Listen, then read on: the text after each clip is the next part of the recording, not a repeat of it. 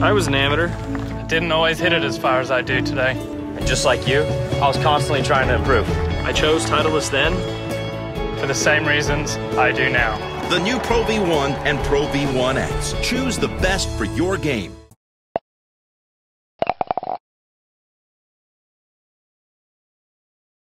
Well, Lucas, great play today, and coming into this tournament, you're in really good form. Yeah, thank you, Kathy. Yeah, I obviously played well last week, so it's good to carry that form over into the first 2 days, and hopefully it keeps with me for the next 2. And what's been the strength this week of your game around here? That's an interesting one. I've probably been pretty good all around. I haven't really hit any wild ones off the tee. I've kept it, even the bad ones have been in play. And I've just holed out, with the putter really well, other than that last hole. Yeah, everything, I've sort of holed a lot of good putts and a lot of little par savers there that have been pretty gnarly. So, yeah, it's all round been pretty solid, though. I know it's only 2 rounds in, but what actually would this mean to you, a win here? Geez, you're asking questions I haven't even thought about the answer to. Yeah, I think it's everyone's dream to win their home open, isn't it? But I'm very aware of, especially one player teeing off this afternoon, who I've got to beat him first, and there's also 154 other players I have to beat first as well. So, yeah, it was just same process going into tomorrow. I know that's so cliche, but yeah, I haven't even thought ahead to the prize giving ceremony on Sunday yet. Questions from the floor, please. Ian, thank you. Lucas, I think you held a share of the lead last year early too, didn't you? Did you learn anything from that experience about how to go forward from here? Yeah, it was really good. Every time you're obviously up near the lead, you learn so much, and it was good.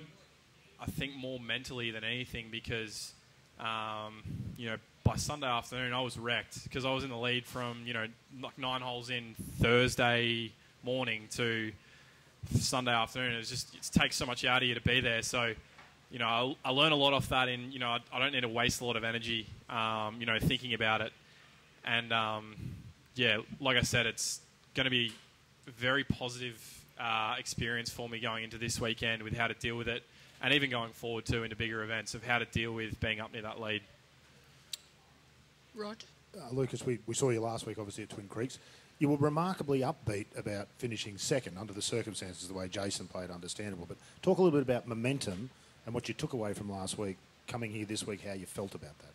Yeah, like you said, I was stoked. Jason had probably one of the best rounds of golf I've ever seen on that Sunday. And I mean, I think there was a putt that I missed on 13 that I kind of went, right, it's going to be pretty hard to do from here. So to finish 18 under around that course, it was playing pretty firm, and it got windy on the weekend. And I really didn't feel like I played that good all week. I just hold a lot of putts. So I was like, wow, how good is that? We've finished 18 under, ran second in, a Tier 1 event, and I really didn't have my A game all week. So that was a massive positive to take into this week. And I got my coach down for a couple of days to, iron out some kinks that were in there. And, it kind of felt like Tuesday. I was like, right, it feels pretty close. It's not there right now, but it feels pretty close. And I think I warmed up this morning, and it felt really good. I was like, I hope this sticks around for not only today, but the next 3 days, because, yeah, that was, like, it just felt so good coming off the range this morning. Ian? Because we all saw how hard it was to score yesterday afternoon. What does it do for you when you walk off your final hole yesterday, 4 under? Like, what was your mindset knowing how tricky the conditions were and coming into this morning? Yeah, massive confidence booster again. Really windy and tough. Like, there was some tough pins out there yesterday afternoon, and with the wind, it made things pretty hard. I made 2 bogeys from 3 putts, so, pretty confidence building to know that I didn't hit any wayward ones that, cost me a double. It was really solid, just a couple of bad putts cost me bogeys. And then the same thing again today, obviously, bogey the last. I'm not hitting wayward shots and taking bogeys from that. I'm been pretty solid around the green. But, yeah, yesterday afternoon was tough. Like, I was talking to guys that shot even this morning, and they're like, we played well. And I'm like, yeah, well, so did I. It was tough. Bruce? Lucas, I think everybody acknowledges just what a tremendously long hitter you are, but I watched you a bit last week, it seems to me like you're becoming a more and more smarter golfer all the time. Is that a fair comment? Yeah, absolutely. Last 12 months, I've obviously been able to... Obviously, I had no problems with how far I hit it. You know, it's kind of just controlling that down. So yeah, everything I've worked on this year has just been hitting, not other than a driver, hitting everything to the number every single time. You know, you see some guys out here that they don't necessarily hit it long off the tee, but they still score. Like Matt Miller seems to finish top 10 every week. And the guy, I'm hitting it 60 yards past him, like, does my head in. So, you know, if I've got that distance off the tee and that advantage there, well, I want to have as good a game, you know, as him or those other guys that are around that length. And yeah, I think it's gotten a hell of a lot better in the last 12 months, especially I think back to some of the shots I hit at Royal Sydney last year. It's got a hell of a lot better, but it still has so far to go as well. So yeah, definitely trying to be a smarter golfer. Obviously chipping out on 18 there, that was pretty hard to do. I don't really take layups too easily, and it's hard to talk me into them, but managed to get talked into laying up there. That's pretty much what I was going to ask you. So with Dom and Jamie, without disparaging you, you got every shot in the book. How have you parked them? Because you're playing so much more consistently now. Geez, that's a tough question. I mean, just that self-belief. You know, finished pretty high up last year in the Aussie Open. Like I can play well. You know, and I'm proving that to myself. I can play well in these big events against these big players. And you know, I've seen Jordan on the range and on the putting green this morning, and it's like, oh, he's just another guy. Like he's not this big thing that, you know, this big idol. He's just another guy out there. You know, so I'm kind of obviously trying to feel more like that, and obviously I'm feeling like I belong out there, which is the big thing. But yeah, I mean, just a lot of stuff mentally with Jamie, like you said. It's just trying to be really consistent, not put more expectation or more focus on any shot, any one particular shot. You know, it's the same focus from that first tee shot to that last putt, and you know, whether it's a 20-footer for double or a 3-footer for eagle, it means the same thing. So, yeah, just trying to stay consistent, I guess, in that respect. Referencing the Australian Open specifically, you've been probably one of, if not the most consistent player since probably, the Queensland Open last year? Yeah, I actually thought about earlier this week. I think I led the Queensland, New South Wales, Victorian and Aussie Open all in the last 18 months at some point during the tournament. Yeah, which has been, I think, once I turned pro and I was kind of out on my own, started to work things out a little bit more for myself. I wasn't kind of handed everything, and that really doesn't work for me. I like to kind of work out for myself, right? Why does that work for me, and what's the best way for it to work for me? And I kind of did that, and then, you know, put in some really good work in that sort of probably the 6 months before that Queensland Open, and then I've just tried to really stay on top of it since then. And, you know, feel like, I mean, it's my job. Like, you know, you feel like you put in a 40-hour week. And that doesn't necessarily mean you've got to beat balls for 40 hours. 3 hours of grinding down clubs is, you know, 3 hours of work. So, yeah, just trying to feel like I take it more as a job and, you know, take more responsibility for everything I do. Anthony? Lucas, you mentioned to Mark some of the positives that you've experienced as a professional. What's been some of your challenges as well? Challenges, you said? Money. Haven't got much of that.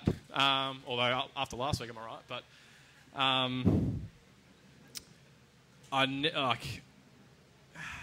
as an amateur, you stand there on that first tee and you're like, you could hit it in a 5-yard slot. And then you stand up there as a pro and now it's for your living. And you're like, please hit the ball. Please make contact and don't be a YouTube hit. Once money's involved, that's a massive challenge. And you know, I was really struggling on Fridays of tournaments because I knew that was cut day. You know, and it was like be 3 inside a cut line and be worried about that, not worried about trying to make 3 more birdies and get up near the lead. So the money was a big one, and you know, it's kind of always going to be there. If you obviously made some last week, so it's pressure's off a bit this week. But you know, when the bank balance is getting down, and before last week, I was like, man, my expenses for the rest of the year are probably weighing up to more than what I've got. You know, and that starts Fridays start getting pretty nervous then. I'm trying to think what else. I think probably, I think for most guys, working out who's in your team and who's there for the right reasons. A lot of times, especially friends, like, I'll go and look at my phone in 10 minutes time and there'll be 50 messages on there, and they're all 45 of them are from people that you don't hear from until you start playing well and they see you on TV. So, it's finding the guys and the team around you that, they message you when you've just finished, fourth last in the tournament, and you just want to go out and drink every single beverage in the vicinity of the town you're in. They're the guys that that probably you want to be keeping around and working out who those guys are, and make sure they know that they want to be kept around. Just a follow-up question, if I could, Kathy. Was it tougher than what you anticipated when you left the amateur ranks, moving to the professional ranks? Absolutely. I think leaving the amateur ranks, and I think even some of the guys that come through, there's this little bit of, you see guys like Curtis and Ryan Ruffles getting invites on tour, flying in private jets everywhere, staying in 5-star hotels, and you think that's what you're going to get. And then you turn pro and you're so horribly mistaken. You're like, I'm playing a Pro-Am for how much again? And, it's such a sudden realisation of, like, I was laughing at these guys for going and playing a Pro-Am, and now I can see, well, okay, yeah, that's pretty important, and I actually need to go and do that as well. There's usually a crazy story with you in the Australian Open. You slept in your car one year, and last year you got your invite via Twitter, I think.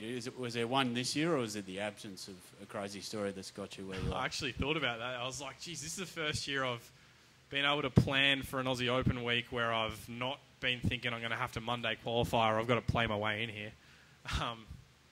No crazy stories that I can think of.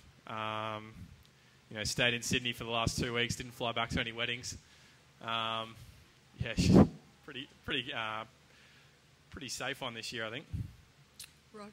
Lucas, just to go back to what you were talking about with the Pro-Ams and Ryan and Curtis, and it's not a knock on them, that's one way and it's fantastic. Is there a sense of achievement to earn your way in professional golf with what you're doing, and is that valuable in a way? Does it convert into shots and performance perhaps in a way that you don't expect? Yeah, for sure. I haven't really spoken to Ryan or Curtis about it, but I always felt like if I played off an invite, you were like, oh, I'm kind of only here because I know the right people, or someone likes me. You don't, like, once you like this week where I've obviously from last year played my way in off the Order of Merit, I really felt like I earned this start and I did the hard work to earn this start, and I deserve to be here as much as anyone else. And yes, like anything, I made money from the end of last year, and I went and bought TV and I went and bought a couch, and I was like, man, I earned that. I practiced hard and I earned that, and you feel really good about even the little things. Go out for breakfast, I earned this. It's definitely massively gratifying to know that you earned everything along the way. Any more questions, ladies and gentlemen? Microphone, please, Neil. Thank you. Sorry, Lucas. Just next year, what are your plans next year? Do you have anywhere else to play, or just the home tour? It's kind of going to depend a little bit on how I go in the next couple of weeks. Set a bit of a goal on 2 top 5s in these 3, so I ticked off 1 last week. So yeah, it's a bit up in the air at the moment. I went to Canada this year, and as much as I actually didn't play any events, I went to Q School, didn't have any joy, and tried a Monday, didn't do any good. But actually, I enjoyed it up there. So I would go there again. Probably plan it and do it a little differently this year. Maybe try and go to a Q School off the back of, I think New Zealand Open's the last event of the first part of the Aussie schedule next year. So maybe go to a Q School off the back of that, rather than last year I had 6 weeks off, and it's a lot easier to play well when you're kind of on the run in events. It's like second week here, you feel like that. And I think Jeff said it in his press conference, you play 4, you have 1 off, everything kind of blends into each other, and that's what you want. You don't want first tee nerves and thinking about, I think you think about it too much when you're playing just one-off events. So, maybe Canada. Got people trying to talk me into China. I got people trying to talk me into Asian tour. So, maybe finish these next couple of events, reassess everything.